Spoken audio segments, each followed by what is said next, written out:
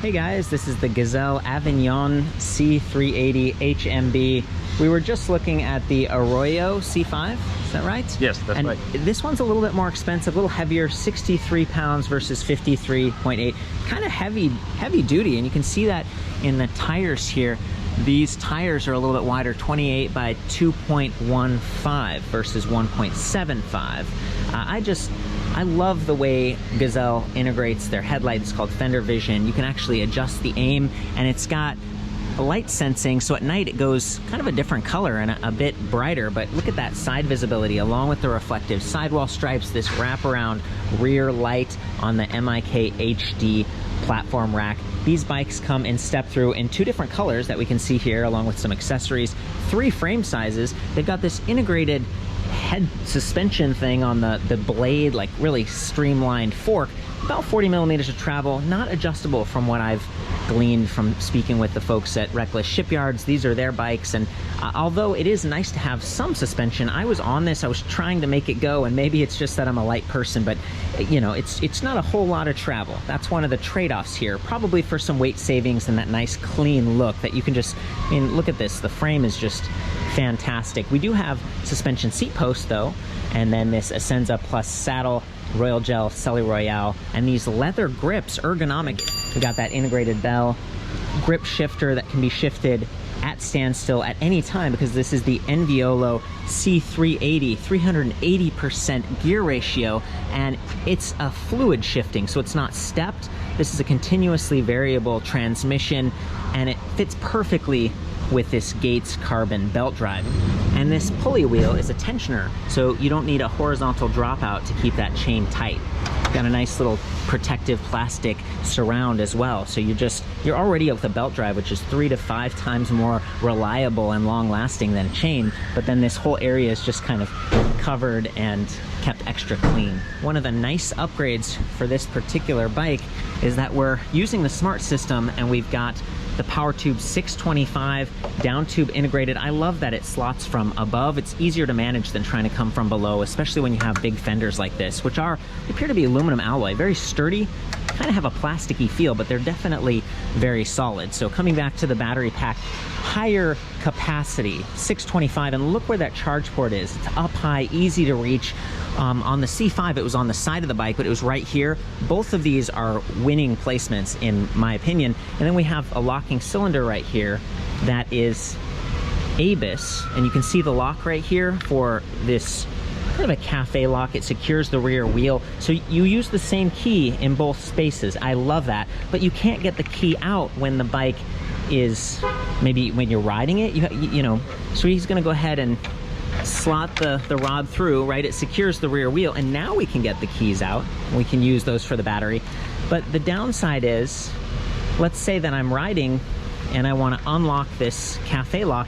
Well, now the keys, let's go ahead and just pop it back in. That's another trade-off. We need to twist the key to get the battery slotted in. Once it's in, it's pretty good, but the key thing for me is, it's just a minor annoyance, because now I unlock the bike to ride, but now the keys are stuck in there. And imagine you've got your house key or some other things, they're dangling. They're right here by the wet, muddy tire. They could potentially snag on your shoe, on your pants. I wish you could take that out. So anyways, getting back to some of the other aspects of the bike, this rear rack seems very solid to me. It is supported by this color-matched aluminum alloy platform that's just thicker and sturdier than I'm used to seeing with like these bolt-on pieces. I think it is still kind of a bolt-on situation, but it's cleaner, it's more elegant looking. Gazelle definitely has great looking electric bikes. They're this Royal Dutch brand that has excellent warranty, 10 years on the frame.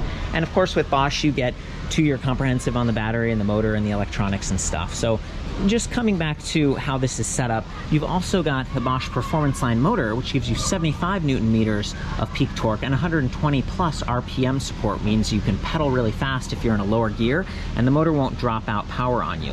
And this, the Enviolo, is the trekking edition. It's rated for higher torque, so it's paired nicely with that motor. You're not going to be straining that. It's kind of an e-bike specific upgrade. Another important feature when thinking about these electric bikes is braking, of course, and we've got these excellent Magura hydraulic disc brakes with tool-free adjustable reach. So you can turn this little screw here and it brings the levers in or out, which fits perfectly with the 3 frame sizes we talked about. 180mm rotor up front with that extra large piston, dual piston caliper, and then 160 in the rear. I see that a lot with the Gazelle bikes. Your weight shifts forwards when you stop, so having more cooling and a better mechanical advantage up front makes sense.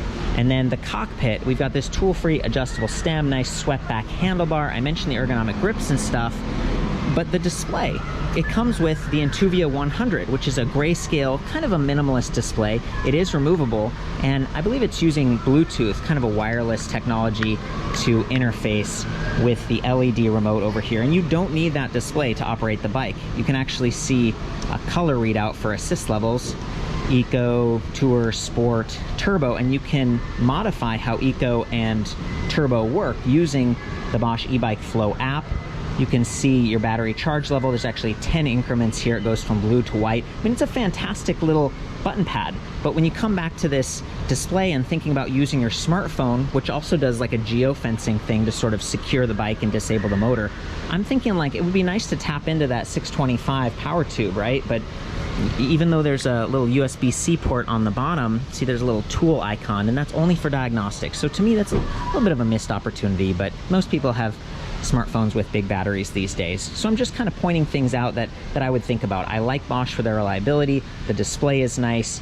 The button pad is easy to reach. And then that app is always getting better. I think there's even like a smart mode where it sort of self-adjusts. You don't really have to think about it. It's sort of equivalent to the yesteryear EMTB mode. Tony, thanks for spending some time with me. I mean, this bike looks beautiful. You've got the extra stability of the wider tires, the wider gear range with that C380 that's just smooth shifting at all times. Gazelle does an excellent job.